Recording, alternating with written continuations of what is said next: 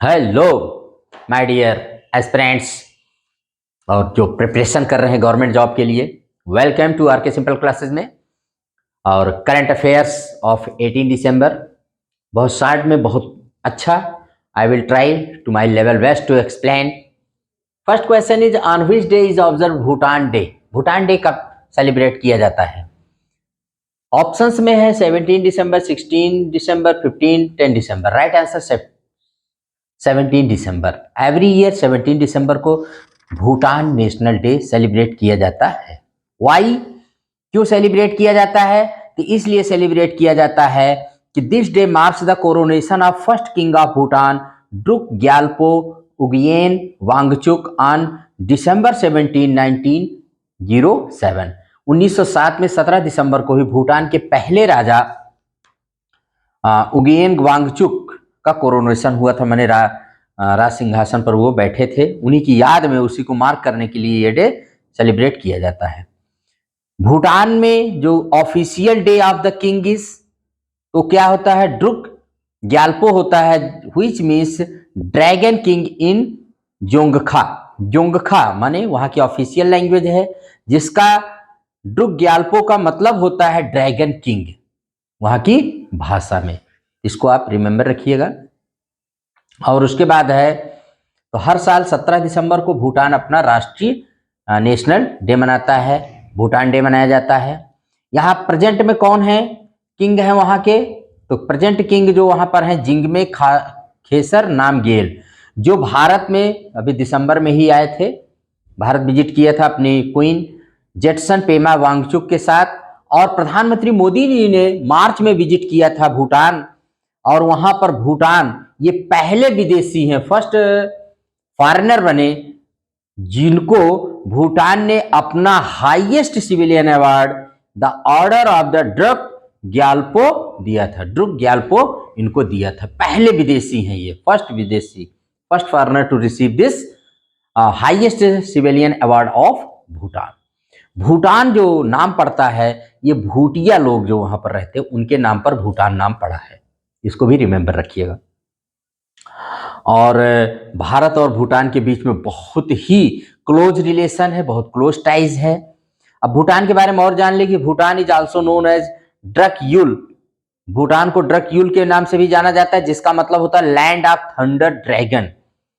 Bhutan is a land locked south Asian country है। Land locked माने south Asian, दक्षिणी Asia में स्थित एक देश है। हेड ऑफ द स्टेट वहां के किंग होते हैं, हेड ऑफ द गवर्नमेंट वहां के प्राइम मिनिस्टर होते हैं। और ये दो देशों के बीच में स्थित है। नॉर्थ साइड में इसके चाइना है और इधर हमारा इंडिया है। तीन तरफ से इंडिया इसको माने सराउंड किए हुए हैं। इंडियन स्टेट्स जो इसको टच करते हैं उनके नाम है आसाम, अरुणाचल प्रदेश, सिक्किम और वेस्ट बंगाल यानी पश्चिम बंगाल।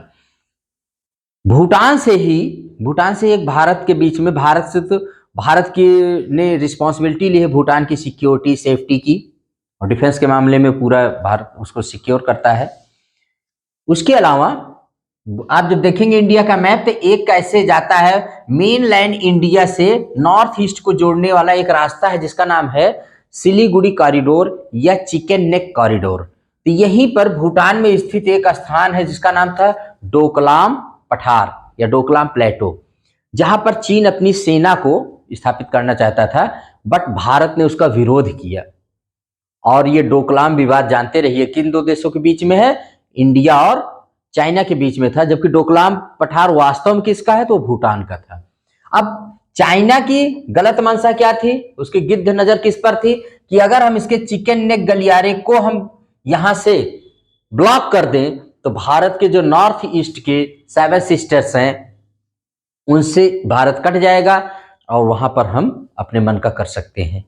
तो ऐसा नहीं हो पाया। भारत ने कहा कतई नहीं, हम हटेंगे नहीं। एक आपको यहाँ पर हम डोकलाम पर कोई भी सेना या मिलिट्री बेस नहीं बनाने देंगे। तो ये भी इंपॉर्टेंट है, जानते रहिएगा। कुछ और बता देते हैं कि भारत के साथ इसकी 669 किलोमीटर इंटरनेशनल बाउंड्री है भूटान के साथ भारत की। वहां की कैपिटल जो है थिम्पू है। वहां की करेंसी भूटान की जो है वो नागल्ट्रम है। और वहां की जो लैंग्वेज है जोंगखा है, किंग मैंने बता ही दिया है, जिग्मे खेसर नामग्येल वांगचुक, और वहां के प्राइम मिनिस्टर जो हैं शेरिंग तोब्गे हैं, शेरिंग तोब्गे। तो आप जानते रहिए, वेरी इंपॉर्टेंट है। अब भूटान एक मोनार्ची देश है जहां पर राजा है, ठीक है, और where the king is head of the state, और जो वहां पर डेमोक्रेटिकली इलेक्टेड प्राइम मिनिस्टर होते हैं हेड ऑफ द स्टेट होते हैं। वैसे पहले भूटान भारत से, बांग्लादेश से, मालदीव से, इन सब से एंट्री टैक्स नहीं लेता था, लेकिन अब वो लेने लगा है, क्योंकि उसने बताया ना कि ये सब लोग आकर के कुछ पॉल्यूशन ज्यादा करते हैं। और भूटान जानते रहे विश्व का एकमात्र ऐसा देश है जहां पर कार्बन जितना निकालता है उससे ज्यादा वो कार्बन सिंक करता है, मतलब वहां पर कार्बन निकालने की उसकी क्षमता बहुत कम है, उससे ज्यादा वो माने ऑब्जॉर्ब करता है, ठीक है। जहां सारी दुनिया परेशान है वहां भूटान में भी, और भूटान में भी जानते रहिए कि वहां पर जीडीपी जो होती है वो हैप्पीनेस पर नापी जाती है, कि यहाँ पर कितने माने हैप्पीनेस कितनी ज्यादा है भूटान में, इसको भी अच्छे से जानते रहिएगा। तो अभी भूटान की हम इतनी चर्चा क्यों कर रहे हैं, क्योंकि आसाम के चीफ मिनिस्टर हेमंत बिस्वा शर्मा ने अभी इनका ये भूटान डे पर माने वहां के किंग ने इनको इनवाइट किया था और इन्होंने जाकर के इस प्रोग्राम को अटेंड किया है। वहां पर ये 3 डे की विजिट पर थे भूटान पर, इसलिए भूटान के बारे में ये जानना। अब चूंकि भूटान में हाइड्रो पावर बहुत ज्यादा है, उसको भी सीखने गए थे, क्योंकि इनके यहाँ भी वही है, ये भी है, हमारे जो 7 सिस्टर्स है वहाँ भी हाइड्रो पावर जनरेट करने की बहुत ज़्यादा कैपेसिटी है, तो कहीं ना कहीं उसको भी जानने के लिए और तो ये गए थे। कौन गए थे? असम के चीफ मिनिस्टर हेमंत बिस्वा शर्मा। आज का सेकंड क्वेश्चन है, India's first diabetes biobank has been established in which city? कहाँ पर भारत का पहला डायबिटीज बायोबैंक बनाया गया है, इस्टेब्लिश किया गया है? ए में है चेन्नई, बी में है कोलकाता, सी में है मुंबई और डी में है नन। राइट आंसर है चेन्नई। चेन्नई में इसको किया गया है। कहाँ पर? चेन्नई के MDRF यानी मद्रास डायबिटीज रिसर्च फाउंडेशन में। किसके कोलैबोरेशन के साथ? तो ICMR के साथ, Indian council of medical research के साथ। यहाँ पर क्या काम है, क्या फंक्शन होगा इसका? तो diabetes biobank is repository of biological samples collected from diverse population to aid scientific research. इस पर अब डायबिटीज पर साइंटिफिक रिसर्च हो सकेगी और इसके सही कारणों का पता लगाया जाएगा। तो ये भारत का पहला डायबिटीज बायोबैंक चेन्नई में इस्टेब्लिश किया गया है, रिमेंबर रखिएगा।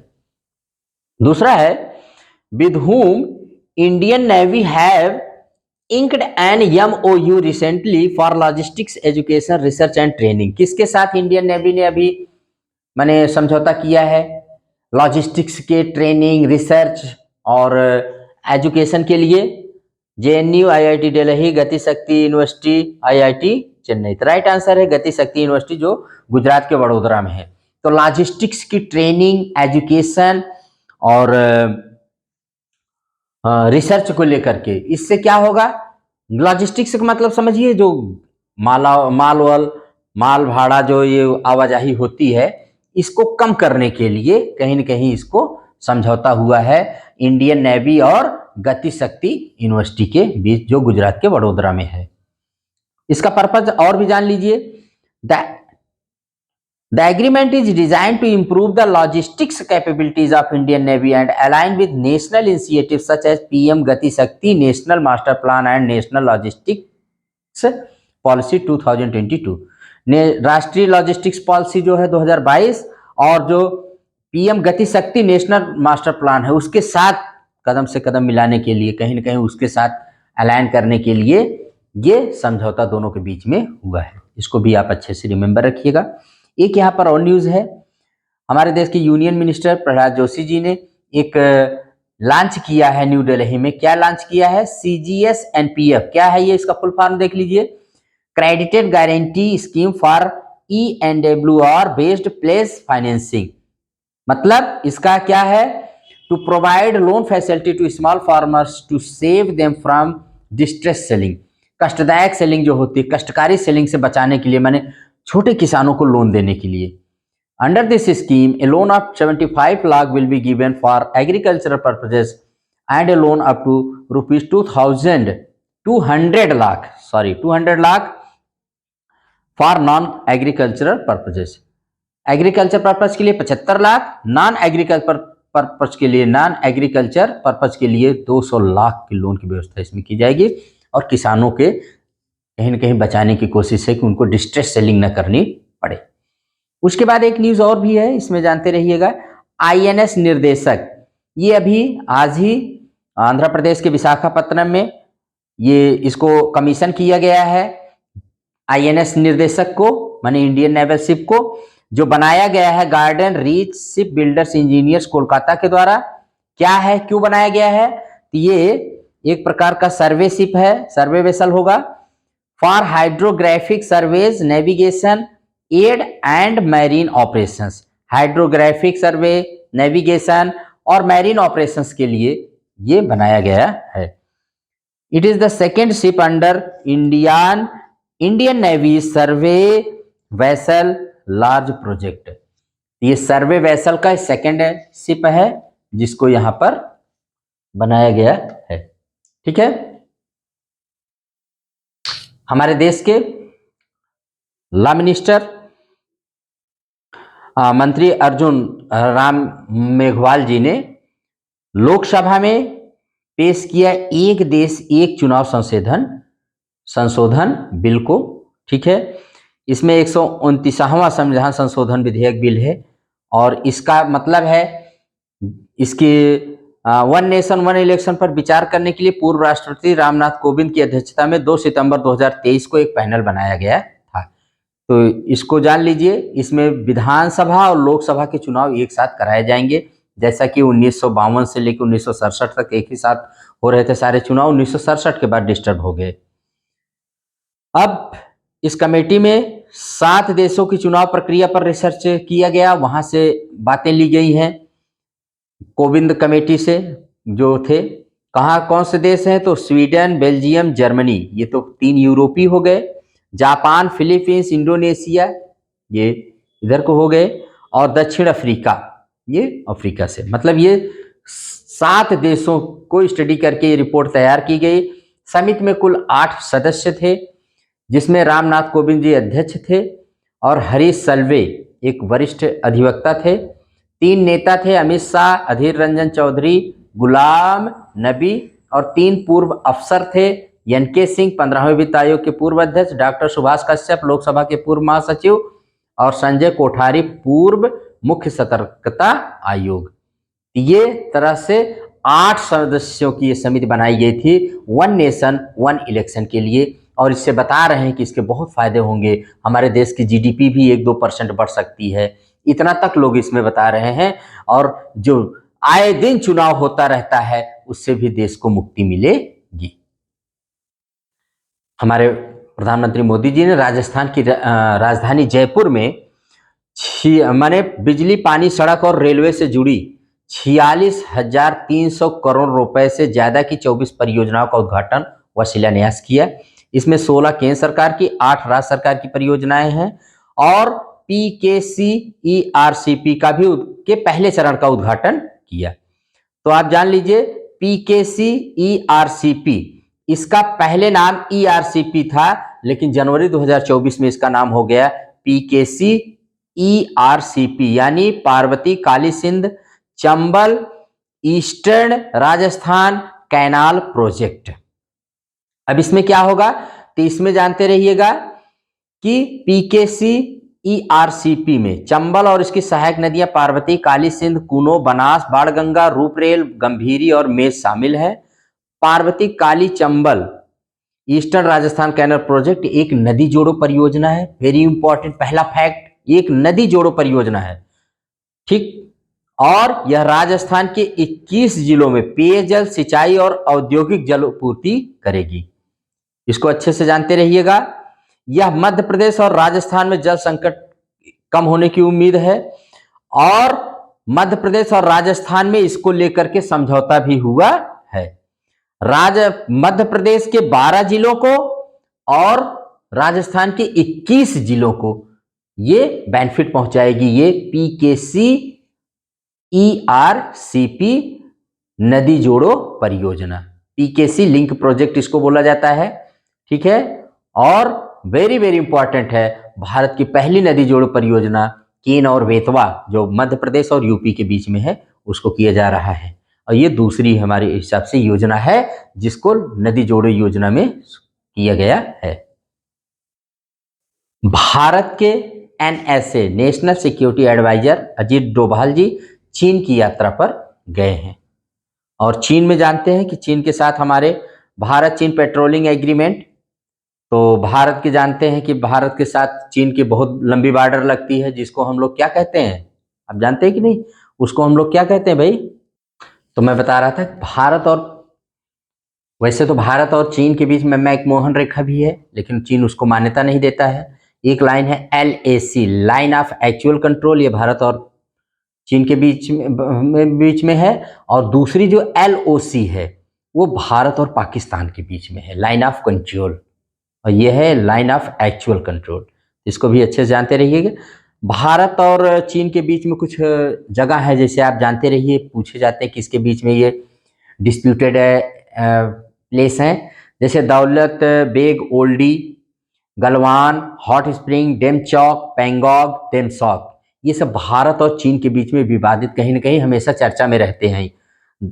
2022 में इन जगहों से सेनाएं हटी थी, दौलत बेग ओल्डी, गलवान, पेंगोंग, हॉट स्प्रिंग, और 2024 में इन जगहों से सेनाएं हटी थी, देपसांग और डेमचौक। कई बार दोनों के बीच में वार्ता हो रही है, इसको भी अच्छे से जानते रहिएगा। और आज तुलसी गौड़ा जानते रहिए, मशहूर पर्यावरणविद और जिनको पद्मश्री पुरस्कार प्राप्त करता, 86 वर्ष की उम्र में कर्नाटक की रहने वाली ये पर्यावरण कार्यकर्ता की मौत हो गई है। ठीक है, इनके बारे में जानते हैं, इन्होंने 30,000 से ज़्यादा पौधे लगाए हैं। वृक्षों के प्रति समर्पण और प्रेम के चलते तुलसी गौड़ा को वृक्ष माता कहा जाता है। और पौधों को लेकर इनको इतनी जानकारी थी कि इनको यानी तुलसी गौड़ा जी को वन का विश्वकोश यानी फॉरेस्ट इंसाइक्लोपीडिया कहा जाता है। तो फॉरेस्ट इंसाइक्लोपीडिया, वृक्ष माता यानी ट्री मदर, ये दोनों इनके निक नेम हैं। और ये कर्नाटक के अंकोला तालुक के होन्नाली गांव में इनका जन्म हुआ था। ये हल्लाकी जनजाति से आती हैं। 30 साल तक तुलसी गौड़ा वन विभाग में अस्थायी स्वयंसेवक रही हैं। ठीक है, और बहुत ही माने दुखद है, हमारी भाई क्लास की तरफ से इनको ट्रिब्यूट है कि ऐसे ही लोग हमारे देश में आए और जो एक नाम करके यहाँ से जाएं। तो आज हमने देखा कि Bhutan national day, Bhutan day, जहाँ पर हमारे यहाँ के जो असम के चीफ मिनिस्टर है वहाँ पर गए। और फिर उसके बाद हमने देखा भारत का पहला डायबिटीज़ बायो बैंक चेन्नई में जो खोला गया है। फिर हमने देखा कि इंडियन नेवी ने गति शक्ति यूनिवर्सिटी जो वडोदरा गुजरात में है उसके साथ लॉजिस्टिक्स की ट्रेनिंग, रिसर्च और एजुकेशन को लेकर के एक MOU साइन किया। और प्रधानमंत्री मोदी जी के द्वारा PKCERCP परियोजना जो शुरू की गई, जो राजस्थान के 21 और मध्य प्रदेश के 12 जिलों को लाभान्वित करेगी। और ये एक प्रकार की नदी जोड़ो योजना है, केन बेतवा के बाद ये दूसरी नदी जोड़ो परियोजना होगी एक तरह से। और उसके बाद तुलसी गौड़ा जी की जो मशहूर पर्यावरणविद थी उनकी मृत्यु, और NSA अजीत डोभाल जी का चीन दौरा, ये सब जानकारियों से भरा रहा आज का क्लास। तो आप इसको एंजॉय करिए और अपने एम को प्राप्त करिए। इसी के साथ इस क्लास को यहीं पर समाप्त करते हैं, फिर मिलेंगे नेक्स्ट डे पर नेक्स्ट क्लास में। टिल देन, अगर क्लास पसंद आए तो लाइक सब्सक्राइब करिए। Thank you very much.